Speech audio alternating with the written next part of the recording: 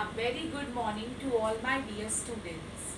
Students, in the previous tutorial, we have studied about Birsa Munda. Yes, Birsa Munda. Who was Birsa Munda? Birsa Munda was a great freedom fighter who fought for their tribal people against the unjust behavior of the Britishers. Now, in this tutorial, we are going to cover the Meghalaya Revolt.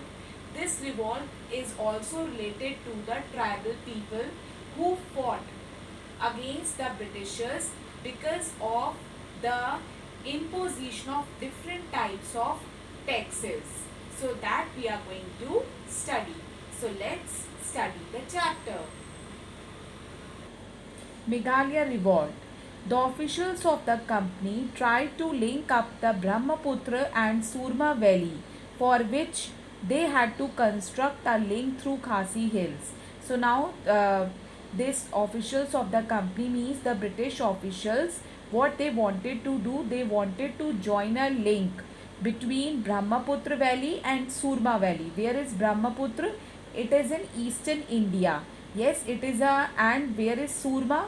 Surma is a river which is major river which is in Bangladesh. So now they wanted to join these two valleys through a link through Khasi Hills. Where are Khasi Hills? They are in Meghalaya. The British had imposed house tax in that area.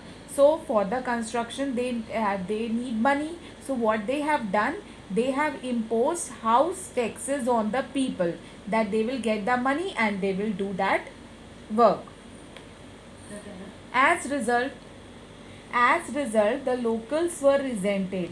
What is the meaning of the word resented? That they become very angry with this behavior of Britishers. But very soon they were suppressed by the British. But what happened? These people, they raised their voice, but their voice was suppressed by the Britishers.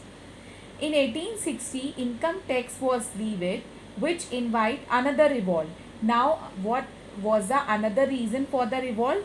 Income tax. Income tax was imposed upon the. This time the revolt was heavy. Therefore, the British had to take up seven regiments to suppress it. But this revolt was very heavy, means many tribal people, they took part in this revolt, and the Britishers, they have to carry 7 regiments. Regiments here related to the army. Yes, and why they take too much military strength with them to suppress this revolt. This revolt was led by Yua Kiang Nagbo, and he was seized and hanged publicly. So who was the head of this revolt? Yu Kaing Nagbha. And actually what happened to him? He was grabbed and hanged in front of the public. In 1872, another revolt broke out in Garo Hills. Where are Garo Hills? Garo Hills are also in Meghalaya state. The British sent their troops to control in the region. The people led by Pa Togan Sangma confronted the British army by using crude weapons. Hence, he could not face the Britishers and was finally defeated. Okay, so now what happened?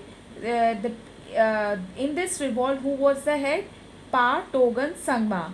So they faced the British army by using the crude weapons, but ultimately what happened? They were not able to face the Britishers and they were defeated by them. Now another small revolts were Bhagirath Manji started the Kharwar or Sabka Har movement in the year 1874.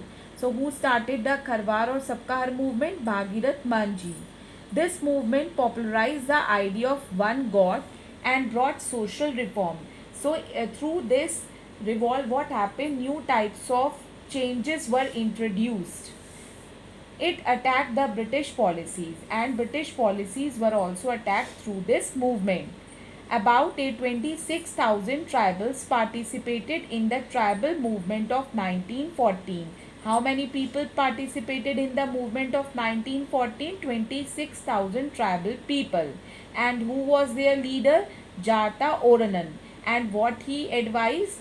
He advised people to give up animal sacrifice, drinking, and other social evils, that to stop killing the animals and stop all other bad habits like drinking, and to stop other social evils which prevailed in the society. He organized the people for a non-violent protest against money lenders and the Britishers. Non-violent protest means that no violence should be there, and that protest he started against the money lenders and the Britishers.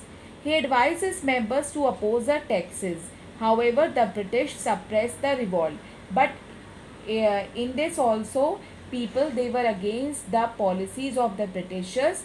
But finally what happened, only the Britishers were the only Britishers succeeded in this, and they suppressed this revolt.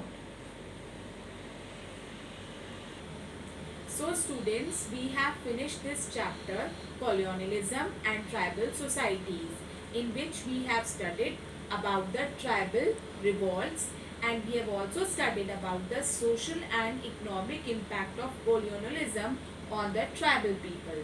Hope you are able to understand this chapter. Now what is your homework? That you have to do the exercises of this chapter, and that we are going to discuss in the next tutorial. Till then, have a good day.